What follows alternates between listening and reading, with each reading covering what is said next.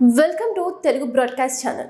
National Herald కేసులోని ED charge sheet లో CM Revanth పేరు పెట్టడంతో సీఎం అవినీతి బండారం మొత్తం బయటపడిందని బీఆర్ఎస్ వర్కింగ్ ప్రెసిడెంట్ కేటీఆర్ అన్నారు.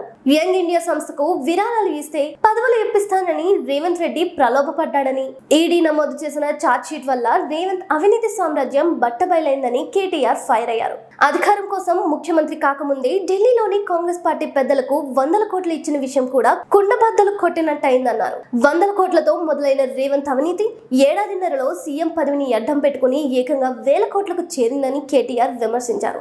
దివ్యమైన తెలంగాణని దివాలా తీసేలా చేసి 1000 కోట్లు కొల్లగొట్టడం వల్లే ఈడీ కేసులో రేవంత్ రెడ్డి అడ్డంగా ఇరుక్కుపోయారన్నారు. ఇప్పుడు రేవంత్ రెడ్డి పొంగులేటి చేసినట్లు చీకట్లో బీజేపీ కాళ్ళు పట్టుకుంటాడా? ఈడీ కేవలం ఛార్జ్ షీట్ లో పేరు పెట్టడం వరకేనా, లేక రేవంత్ రెడ్డిని విచారణకు పిలిచి మొత్తం అవినీతి కుంభకోణాలను కక్కిస్తుందా అని కేటీఆర్ ప్రశ్నించారు. రాష్ట్ర కాంగ్రెస్ లో రోజు రోజుకు పేట్రేగిపోతున్న అంతర్గత కుమ్ములాటలు, పెరిగిపోతున్న తిరుగుబాట్లతో సీఎం కొచ్చి ఎప్పుడు కూలిపోతుందా అనే భయం రేవంత్ రెడ్డిని వెంటాడుతోందని, ఏం చేయాలో తెలియని రేవంత్ అటెన్షన్ డైవర్షన్ కోసం చేస్తున్న చిల్లర పనులు, కుట్రలు ఇంకా ఆగిపోతాయని చెప్పారు. సీఎం రేవంత్ రెడ్డికి పిల్లనిచ్చిన మామ సోదిని పద్మారెడ్డి కూడా కాళేశ్వరంలో అవినీతి జరగలేదనడంతో ముఖ్యమంత్రికి, కాంగ్రెస్ పార్టీకి ఫ్యూజులు ఎగిరిపోయాయని, కమిషన్లు లేనిదే ప్రభుత్వంలో ఒక్క ఫైలు కదలడం లేదని మంత్రి కొండా సురేఖ చెప్పడంతో కాంగ్రెస్ స్కామ్స్ అని వరుసగా బయటకు వస్తున్నాయన్నారు.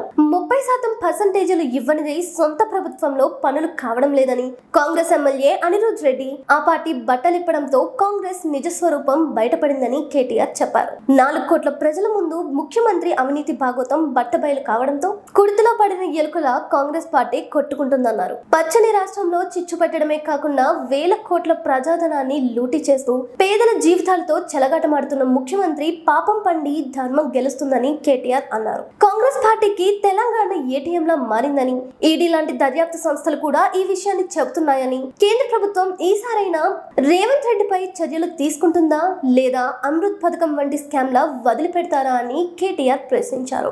బీఆర్ఎస్ ఎమ్మెల్సీ దాసోజి శ్రవణ్ మాట్లాడుతూ, నేషనల్ హెరాల్డ్ కేసులో ఈడీ దాఖలు చేసిన ఛార్జ్ షీట్ లో ఓ సిట్టింగ్ సీఎం పేరు కనిపిస్తే రాజ్యాంగ పరంగా, నైతికంగా ఒక్కటే మార్గం మిగిలి ఉంటుందని, అది రాజీనామా మాత్రమే అని అన్నారు. ఈ స్థాయిలో అవినీతి ఆరోపణల మధ్య రేవంత్ రెడ్డి సీఎం పదవిలో ఉండడానికి నైతిక హక్కు లేదన్నారు. రేవంత్ రెడ్డి వెంటనే ముఖ్యమంత్రి పదవికి రాజీనామా చేసి తెలంగాణ రాష్ట్ర గౌరవాన్ని కాపాడాలని ఎమ్మెల్సీ దాసోజి శ్రవణ్ డిమాండ్ చేశారు. ఇంకా ఇలాంటి ఇంట్రెస్టింగ్ న్యూస్ కోసం stay tune with TBC. Thank you.